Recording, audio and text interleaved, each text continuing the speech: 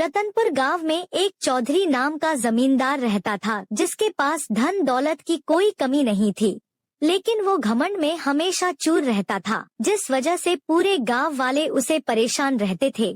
फिर एक दिन जमींदार की पत्नी यशोदा बोलती है, अजी सुनते हो, आपसे मिलने रघु आया है। वो कब से आपका इंतजार कर रहा है, आप जाकर उससे मिल लीजिए।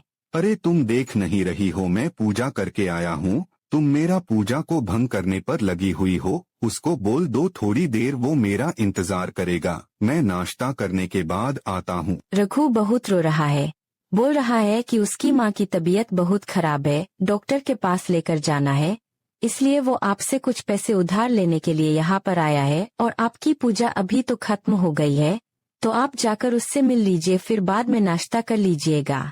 तुम मुझे गुस्सा दिला रही हो, तुम देख रही हो ना मैं अभी अभी नहा धोकर पूजा करके उठा हूँ। तुम मुझे फिर से उस दलित आदमी से मिलने के लिए कह रही हो। वो छोटी जाति के लोग हैं, पता नहीं कहाँ से आया होगा, तुम उसे भगा दो। आप भले ही पूजा पाठ कितना भी कर ले, लेकिन आपको पुण्य बिल्कुल भी नहीं मिलेगा, क्योंकि आप कभी भी किसी का भला नहीं चाहते हैं। एक तो बेचारा इतना परेशान है और उसकी माँ की तबीयत ठीक नहीं है, उसको डॉक्टर के पास लेकर जाना है, और आप है कि उसे छुआछूत कहकर भगा रहे हो। तो क्या मैं पूरे गांव के भिखारियों का क्या मैंने ही ठेका ले लिया है? क्यों ये लोग मुंह उठाकर चले आते हैं यहाँ पैसे मांगने के लिए? यशोदा और जमींदार बातें कर ही रहे होते हैं कि रघु उनके घर में आ जाता है। ये देखकर जमींदार बहुत गुस्से में आ जाता है और वो गुस्से से रघु को कहता है, तुम्हारी हिम्मत कैसे हुई मेरे घर में घुसने की? चलो बाहर निकलो, अभी मेरे घर से बाहर निकलो। मालिक, मेरी माँ की तबीयत बहुत ही ज्यादा खराब है, मुझे माँ को डॉक्टर के पास लेकर जाना है। मैं अपनी जमीन के कागज लेकर आया हूँ, आप इन्हें गिरवी रखकर मुझे पैसे दे दीजिए, जिससे मैं अपनी माँ को डॉक्टर के पास ले जा सकूँ। क्या कहा तुमने? तुम्हारे पास जो जमीन थी वो तुम पहले बार आकर गिरवी रखकर पैसे ले गए थे, इस बार कौन सी जमीन की कागज लेकर आए हो? हाँ मालिक, बिल्कुल सही कर रहे हो, लेकिन मालिक, मैं इस बार में अपने घर के कागज लेकर आया हूँ। अच्छा, तुम अपने घर के कागज गिरवी रखवाने चाहते हो? ठीक है, मैं तुम्हें इस बार सिर्फ 5,000 ही दे सकता हूँ, वो भी मुझे 15 दिनों के अंदर चाहिए, वो भी ब्याज समेत। अगर तुम ये पैसे 15 दिनों के अंदर नहीं लौटाओगे तो मैं तुम्हारा घर को कब्जा कर लूंगा। अगर तुम्हें मेरी शर्त मंजूर है तो मैं तुम्हें पैसे देने के लिए तैयार हूँ। मालिक, मैं 15 दिनों में इतने सारे पैसे आपको कैसे दे सकता हूँ? मेरे पास तो कोई आमदनी भी नहीं है जो मैं आपको 15 दिनों में ही पैसे वापस दे सकूं। आप दया कीजिए इस गरीब पर। मालिक, मैंने यहाँ कोई धर्मशाला नहीं खोल रखी है जो सभी की मदद करता रहूं। अगर तुम्हें मेरी शर्त मंजूर है तो मैं तुम्हें अभी पैसे दे देता हूँ, नहीं तो तुम यहाँ से जा सकते हो। नहीं मालिक, अगर मैं पैसे लेकर नहीं गया तो मेरी माँ मर जाएगी। दया करके आप ये कागज ले लीजिए और मुझे पैसे दे दीजिए। फिर जमींदार रघु के घर के कागज ले लेते हैं और उनको पैसे दे देते हैं। फिर रघु पैसे लेकर घर आ जाता है। घर जाकर रघु माँ से कहता है, सुनती हो माँ, मैं पैसे लेकर आ गया हूँ, अब तुम जल्दी से तैयार हो जाओ, हम दोनों डॉक्टर के पास चलते हैं। अरे बेटा, तुम इतने सारे पैसे कहाँ से लेकर आए हो? हमारे पास तो एक फूटी कोड़ी भी नहीं थी। अरे माँ, ये पैसे मैं जमींदार साहब से लेकर आया हूँ, जमींदार साहब को अपने घर के कागज गिरवी रखकर। हे भगवान, ये तुमने क्या कर दिया? सारी जमीन तो पहले ही गिरवी रखकर उसे जमींदार के नाम कर दिया, अब हमारे पास तो सिर्फ ये घर ही बचा था और तुमने इसे भी गिरवी रख दिया। तो मैं क्या करता माँ, तुम्हें यूं ही मरने देता। मना, मेरे पास पैसे नहीं है, पर मैं अपनी माँ को पैसों के लिए मरता हुआ नहीं देख सकता। अगर तुम ठीक हो जाओगी तो पैसे हम दोबारा कमाया करेंगे। वो दोनों माँ बेटे ऐसी बातें कर रहे होते हैं कि तभी उनके दरवाजे पर एक साधु बाबा आ जाते हैं। कोई घर में है? साधु बाबा की आवाज सुनकर कौशल्या घर के बाहर आती है। कहिए साधु बाबा, मैं आपकी क्या सहायता कर सकती हूँ? मां जी, कुछ खाने को है तो आप मुझे दे दो, बड़ी जोर से भूख लगी है। बाबा, मेरे घर में खाने को कुछ भी नहीं है, सिर्फ एक रोटी है, अगर आप बुरा न माने तो आपको दे दूं। कोई बात नहीं माँ जी, भरपेट खाना खाना जरूरी नहीं होती है, हम साधु के लिए कोई प्यार से एक निवाला दे दे, वही काफी है। फिर साधु बाबा कौशल्या के हाथ से एक रोटी भिक्षा में लेकर आगे की ओर चले जाते हैं। फिर वह चलते चलते जमींदार के दरवाजे पर पहुंच जाते हैं और आवाज देते हैं, भिक्षान देही, भिक्षान देही। ये आवाज सुनकर जमींदार की पत्नी यशोदा घर के बाहर आती है। प्रणाम साधु बाबा, आइए आइए, अंदर आइए और बैठिए, मैं आपके लिए खाने का इंतजाम करती हूँ। फिर साधु बाबा जमींदार के घर में जाकर बैठ जाते हैं और वो भोजन का इंतजार करते हैं। तभी जमींदार वहाँ आ जाता है। साधु बाबा को अपने घर में देखकर उसे बहुत गुस्सा आता है और वो अपनी पत्नी के पास जाता है। यशोदा, मैं तुमसे कितनी बार कहा है कि किसी भी भिखारी को घर के अंदर नहीं लाना है, और तुमने आज फिर से इस बूढ़े को घर के अंदर ले आई और बिठा दी। कि मैं तुम्हें कितनी बार कहा है कि हर किसी को घर के अंदर नहीं लाना है, और ना ही मुझसे बिना पूछे किसी को कुछ देना है, और ना किसी को कुछ खिलाना है। अजी, ये आप क्या बोल रहे हो? थोड़ा धीरे बोलिए, साधु बाबा बाहर बैठे हैं। अगर वो ये बात सुन लेंगे तो आपको श्राप दे देंगे। अरे ये क्या श्राप देंगे? मैं बहुत अच्छे तरीके से जानता हूँ इन ढोंगी बाबा को, जो भेस बदलकर मांग मांग कर खाते हैं, और तुमने बिना सोचे समझे उसको घर में बिठा लिया।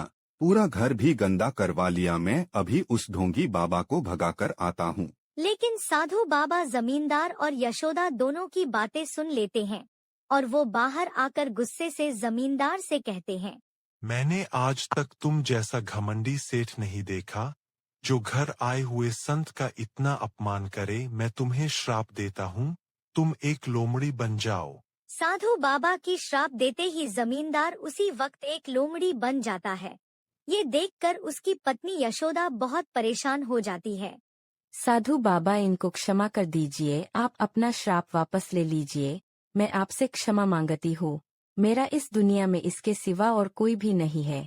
इनसे जाने अनजाने में गलती हो गई। इन्हें आपके बारे में नहीं पता था, आप इन्हें माफ कर दीजिए।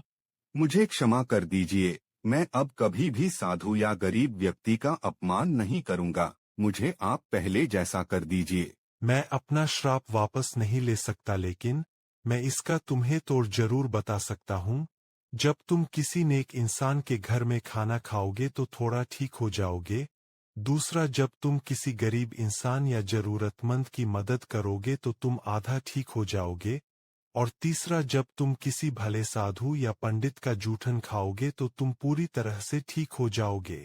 ऐसा कहकर साधु बाबा वहाँ से चले जाते हैं और वो लोमड़ी भी गांव के बड़े से पेड़ के नीचे बैठ जाता है। वो किसी का आने का इंतजार करता है। तभी थोड़ी देर बाद वहाँ से भोला सेठ गुजरता है और वो लोमड़ी को देखकर कहते हैं, अरे यार, ये कितना गंदा है, मेरे कपड़े गंदे हो जाएंगे। इसे भगाओ, यहाँ से जल्दी से भगाओ। जंगली जानवर न जाने कहाँ से चले आते हैं। चल भाग जा यहाँ से।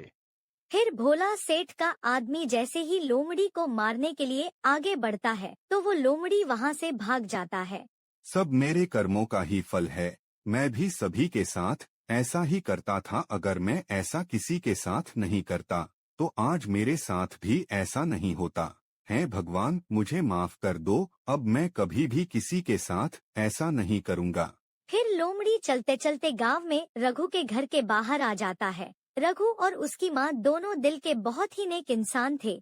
वो अपने घर पर आए हर पशु पक्षी को खाना दिया करते थे, भले ही उसकी माँ बीमार क्यों ना हो। अरे ये तो रघु है, जिसे मैंने अपने घर के अंदर भी नहीं आने दिया था। काश में ऐसा नहीं करता और सभी ब्राह्मण और गरीब मजदूर लोगों का मदद करता और उसके बदले उनसे कुछ भी नहीं लेता, तो आज मेरा ये हालत नहीं होता। लेकिन सुना है रघु की माँ सभी को खाना देती है। मैं भी जाकर देखा हूँ, शायद मुझे भी दे दे तो मेरा थोड़ा श्राप ठीक हो जाएगा। देखता हूँ कि कब रघु की माँ बाहर आकर खाना डालती है। फिर लोमड़ी वहाँ बैठकर इंतजार करने लगता है। कुछ देर बाद रघु की माँ थाली में कुछ खाने को लेकर आई और उसने उसे थाली को बाहर आंगन के एक पेड़ के पास रख दी और साथ में थोड़ा सा खाना पक्षियों के लिए रख ली और वापस घर में चली गई। रघु की माँ के अंदर जाते ही लोमड़ी ने वहाँ जाकर रखा हुआ खाना खा लिया। और तभी वो अरे तुरंत वह मैं ठीक हो थोड़ा ठीक हो और गया। खुश होकर यानी मैं साधु बाबा की पहली परीक्षा पास कर ली, अब बच्ची 2 परीक्षा वो भी मैं जल्द ही पूरा कर लूंगा, फिर मैं पहले जैसा हो जाऊंगा। रघु तुम भले ही गरीब हो लेकिन दिल के बहुत ही नेक इंसान हो, मैं तुम्हारा ये एहसान में कभी नहीं भूलूंगा। जब मैं ठीक हो जाऊंगा तब मैं तुम्हें और तुम्हारी माँ को आदर सम्मान के साथ घर लेकर जाऊंगा और खाना खिलाऊंगा।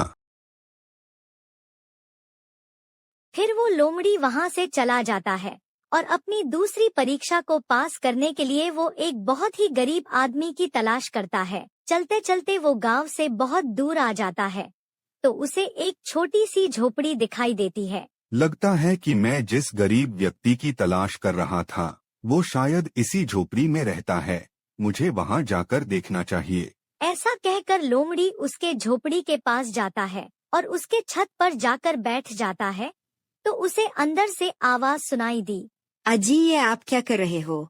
यहाँ तो खाने के लाले पड़े हैं और आप ये रोज रोज चिड़ियों के लिए अनाज के दाने रख रहे हो। घर में सिर्फ 2 मुट्ठी चावल थी, उसमें से आप 2 मुट्ठी कटोरियों में रख दिए, अब हम क्या खाएंगे? मुझे पता है कि घर में अनाज नहीं बचा है, लेकिन जब खुद का पेट भरा हुआ हो तब भूखे को खाना खिलाने में क्या मजा है। असली इंसानियत तो वो है जो हम खुद आधे पेट रहे और किसी भूखे का पेट भरने में मदद करें। लेकिन हम ही क्यों जी? दुनिया में करोड़ों लोग हैं, वो भी पक्षियों और जानवरों के बारे में सोच सकते हैं, एक हमने ही ठेका नहीं ले रखा है। अगर हर कोई यही सोचे तो इस दुनिया में इंसानियत का नामो निशान ही मिट जाएगा। एक बात बताओ, ये पंछी और जानवर गांव शहर में क्यों आते हैं?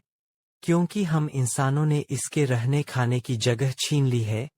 पहाड़ तोड़कर, नदी जंगल को पीछे हटाकर वहां पर सड़कें और ऊंची ऊंची इमारतें बना दी।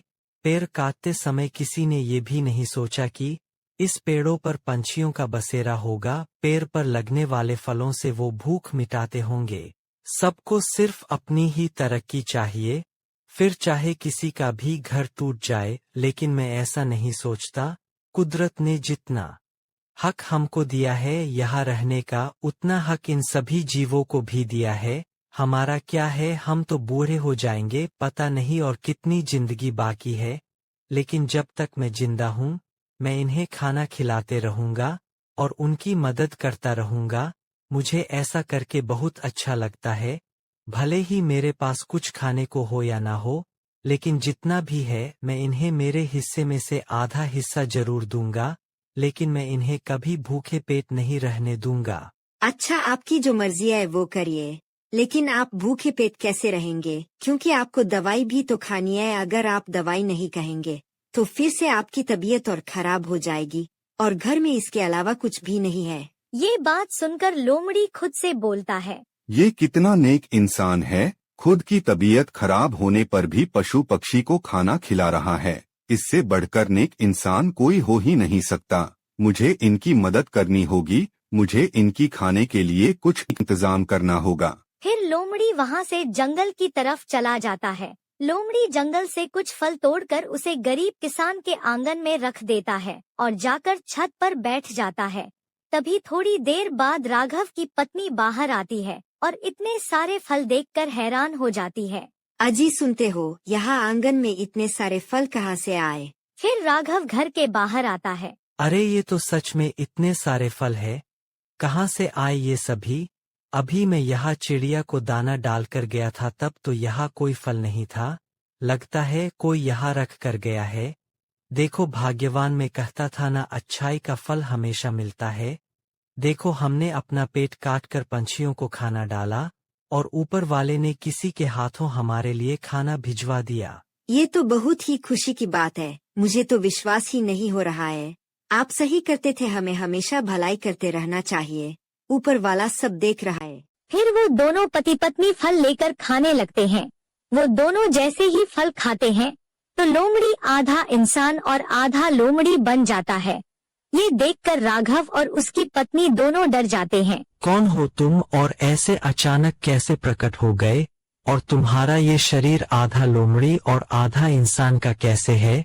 मुझे कुछ भी समझ नहीं आ रहा है। आप सच में एक पुण्य आत्मा हो। मैं आपको सब बताता हूँ। मैं पहले आपका धन्यवाद करना चाहता हूँ। आपकी वजह से मेरा आधा श्राप खत्म हो गया। आपका बहुत बहुत धन्यवाद। फिर जमींदार सारी कहानी उस व्यक्ति को बता देता है। ऐसी कोई बात नहीं है, मैं तो सिर्फ अपना कर्म कर रहा हूँ। नहीं, आप नहीं जानते कि आपने मुझ पर कितना बड़ा उपकार किया है। आपके दिल में सच में पशु पक्षी और जानवरों के लिए बहुत दया है। चलो अब मैं चलता हूँ, मुझे अपनी एक और परीक्षा पास करनी है। इतना कहकर जमींदार वहाँ से चला जाता और अपनी दूसरी परीक्षा भी पास कर लेता है और मन में सोचता है, मैंने अब तो दूसरी परीक्षा भी पास कर ली। तीसरी परीक्षा बच्ची है, जो कि मुझे किसी ब्राह्मण का जूठन खाना है, जो कि दिल का बहुत नेक हो। फिर लोमड़ी चलते चलते गांव से बाहर आ जाता है, पर उसे किसी ब्राह्मण का घर नहीं दिखता, तो वो चलते चलते जंगल में चला जाता है। तभी थोड़ी देर बाद रात हो जाती है, तो लोमड़ी जंगल में ही सो जाता है। फिर अगले दिन सुबह होते ही लोमड़ी फिर से ब्राह्मण की तलाश में निकल पड़ता है। आज कैसे भी करके मुझे ब्राह्मण का झूठा खाना खाना ही होगा, नहीं तो मैं ऐसे ही रह जाऊंगा। मैं एक काम करता हूँ, आज मैं फिर से गांव की तरफ जाता हूँ। वहाँ पर किसी न किसी घर में झूठा खाना मुझे मिल ही जाएगा। लोमड़ी चलते चलते गांव की तरफ चला जाता है और उसको देखकर पूरे गांव वाले भागने लगते हैं। अरे मारो मारो, ना जाने कहाँ से ये आधा लोमड़ी और आधा इंसान आ गया है। ये तो कोई शैतान लग रहा है। नहीं नहीं, मुझे मत मारो, मैं कोई शैतान नहीं हूँ। मुझे साधु बाबा ने श्राप दिया था, जिस वजह से मैं ऐसा हो गया। मैं किसी को कोई नुकसान नहीं पहुँचाऊंगा, मुझे जाने दो, मुझ पर दया करो। इतना कहकर लोमड़ी वहाँ से चला जाता है और कोई गांव वाला उसको नहीं मारता। फिर वह जाते जाते पंडित के वहाँ पहुँच जाता है। वो पंडित घर के बाहर ही अपना झूठे बर्तन रखकर अंदर चला आता है। ये देखकर लोमड़ी बहुत खुश होता है। फिर लोमड़ी उसे थाली में से बचा हुआ खाना खा लेता है और पूरा तरह से ठीक हो जाता है। ये देखकर वो बहुत खुश होता है। अरे पंडित जी, आप घर से जरा बाहर आइए, मुझे आपसे कुछ कहना है। फिर पंडित घर के बाहर आता है। अरे भाई, कौन हो तुम और मेरे आंगन में क्या कर रहे हो? तुम तो कोई बड़े आदमी लग रहे हो, पर मेरे यहाँ पर कैसे आना हुआ? पंडित जी, मुझे आपका धन्यवाद करना था। आपकी वजह से मेरा श्राप पूरी तरह से ठीक हो गया है। आपका बहुत बहुत धन्यवाद। और मैं आपको आपके परिवार के साथ आमंत्रित करना चाहता हूँ। आप मेरे घर आइए और भोजन ग्रहण कीजिए। ठीक है, मैं अवश्य आऊँगा। फिर जमींदार वहाँ से सीधा रघु के घर जाता।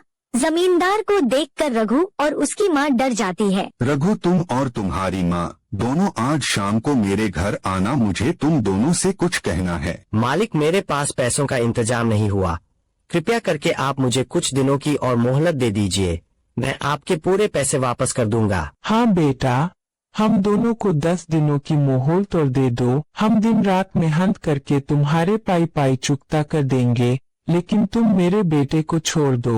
आप चिंता मत कीजिए माँ जी, मैं इस बारे में आपसे बात नहीं कर रहा हूँ। मैं आपकी जमीन के सारे कागज और घर के सारे कागज वापस दे दूंगा, इसलिए मैं आप दोनों को अपने घर बुला रहा हूँ। इतना कहकर जमींदार अपने घर के लिए निकल जाता है। जमींदार को सही देखकर उसकी पत्नी यशोदा बहुत खुश हो जाती है। देखो भाग्यवान, मैं बिल्कुल ठीक हूँ और तुम मुझे माफ कर दो। मैं तुम्हें हमेशा दान धर्म करने से रोका करता था। आज से मैं तुम्हें दान धर्म करने के लिए कभी नहीं रोकूंगा। अब मुझे सब समझ आ गया है। इस दुनिया में दान धर्म से बड़ी चीज और कुछ नहीं है। इंसान के साथ ऊपर केवल उसके कर्म ही जाते हैं। मैं भी अब सब गरीबों की जमीनों के कागज उन्हें वापस लौटा दूंगा और आज से रोज गरीबों और ब्राह्मण को भोजन कराया करूंगा। तो दोस्तों, हमें इस कहानी से यही सीख मिलती है कि हमें कभी भी घमंड नहीं करना चाहिए और जरूरतमंद लोगों की हमेशा मदद करनी चाहिए।